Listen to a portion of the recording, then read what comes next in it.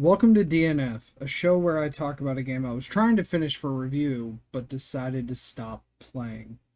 This week we're covering Perfect Dark Zero, a game a lot of people actually recommended and told me, oh, I missed it on the 360, I should have been there playing it. It was great. I can't agree with that statement.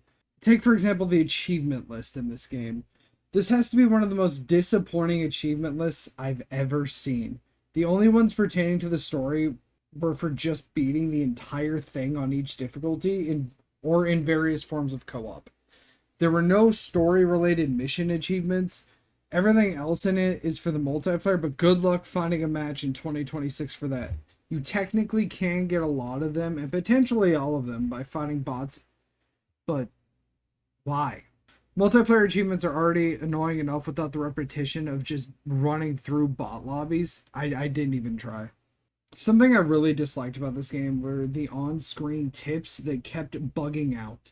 I would be nowhere near a past objective and it kept telling me I had to roll through a laser grid. I also had an issue with the loadout screen. It was really weird to have to hold the thumbstick to continuously highlight my selection to then finally be able to select it. It makes so much more sense the way it normally works in a game where you just move it and it's just highlighted because that's where you moved the thing to and you can accept it.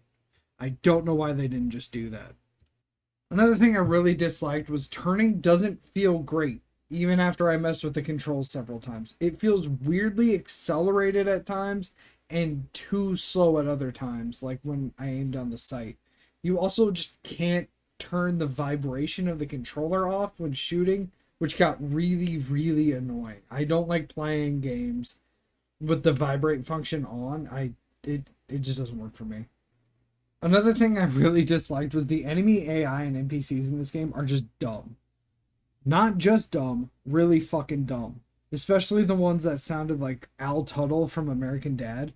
But the enemies would sometimes get confused and just stop fighting me altogether if I went into cover or was just far away from them, just far enough away from them in the same room.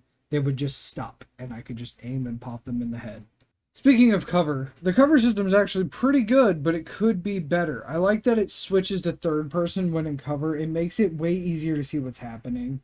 Though I am a fan of first person shooter games, there's something so zoomed in about this game, it was almost claustrophobic. Though the cover system is pretty good, I do wish I could move along the wall while I'm behind it. And I really wish I didn't have to wait half a second after I walk up to cover to be able to use it. That got really annoying at times, like when I needed to regenerate health and I had to wait for the pop-up to allow me to do it. I couldn't just dive into cover.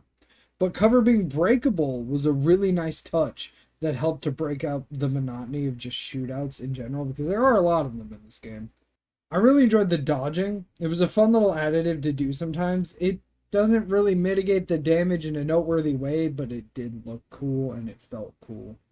Headshots were really meaningful in this game. A single shot to the head from any gun on a non-armor wearing enemy killed them instantly. I appreciate this because there's been a number of games I've tried lately that flat out ignored headshot damage, making every enemy feel like this bullet spongy waste of time. So why did I toss this game in my DNF pile? I had a glitch in level 5 where the keycard wouldn't spawn because I went to locations out of order in the mission. I started exploring and the game didn't like that, apparently. After 45 minutes and restarting the game at one point to see if I could get it to reload the checkpoint and, have the cards spawn in, I almost gave up. But I tried to press on, still wondering why people thought this game was good.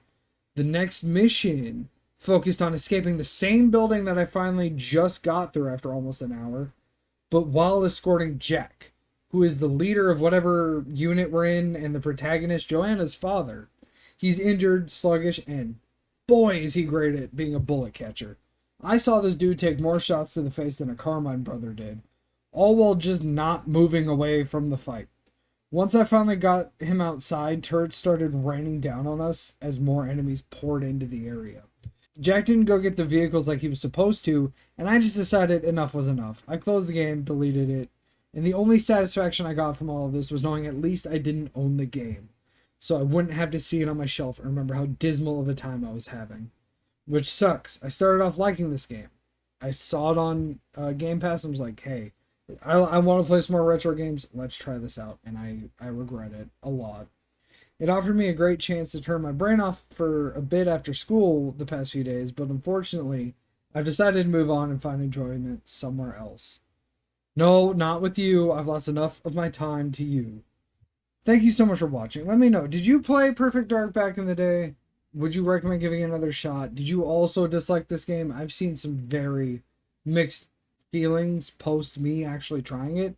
It seemed like everybody liked this game before I tried it. And then I tried it, and now I'm actually seeing a bunch of mixed opinions. So I'm kind of in the dark here. Did you like it? Did you hate it? Do you think I'm wrong? I don't know. Tell me something down below. And as always, like, subscribe, and I will see you all in the next video. Be good people.